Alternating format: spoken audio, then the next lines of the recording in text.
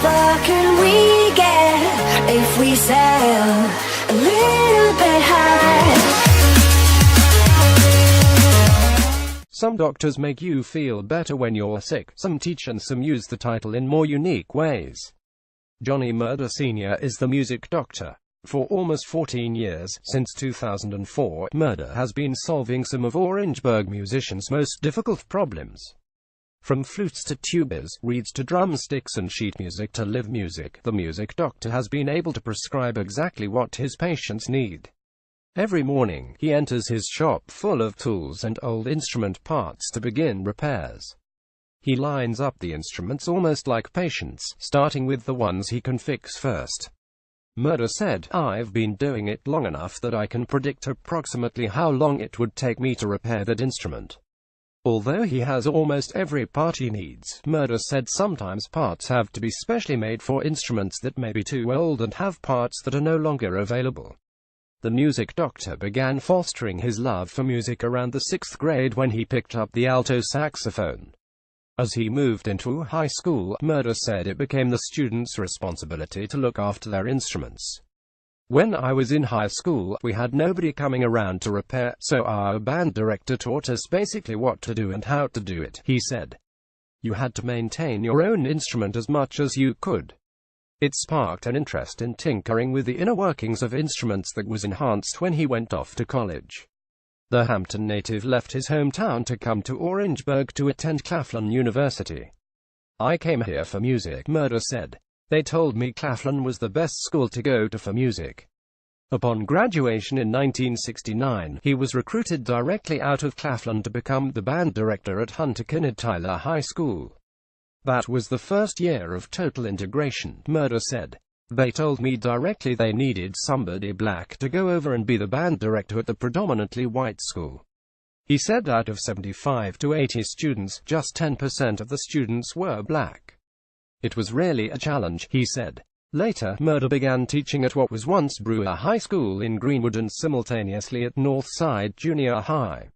"It was challenging but really enjoyable," he said. "When I got there, I got really good support from the community."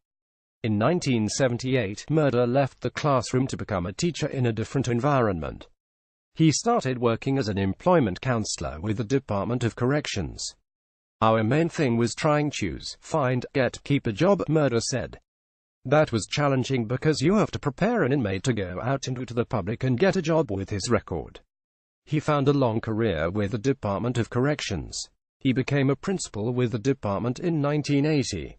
Murder also served on the State Training Council. He was also chairman of several institutions and became president of the South Carolina Corrections Educational Association.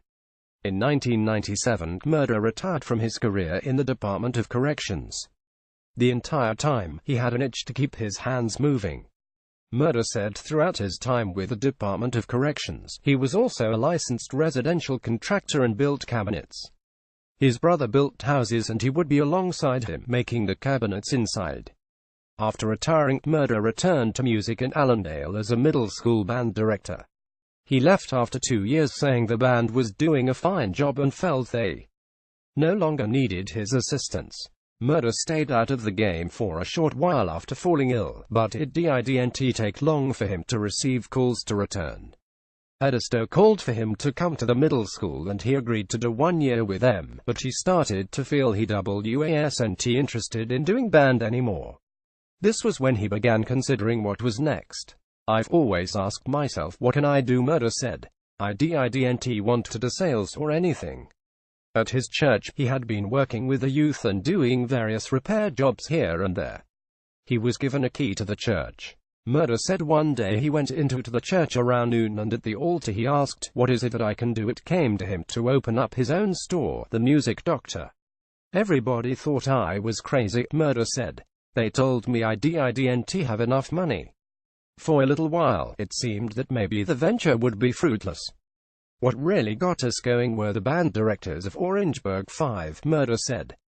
Those ones that were in Orangeburg 5 were the ones that really gave us the opportunity to do the repairs.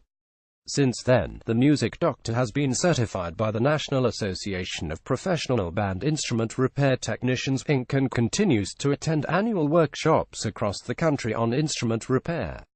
In 2010, the music doctor's main shop moved to a building on Russell Street, with the previous Amelia Street location used solely as a repair shop. Through the years, Murder has been able to return the help he received at the beginning.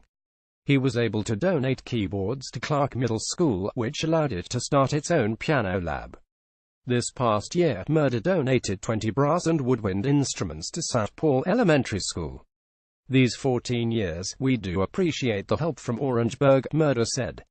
He said a bit of life advice he lived by has been Galatians chapter 6, verse 9. Don't get tired of helping others, you'll be rewarded when the time is right if you don't give up, Murder said.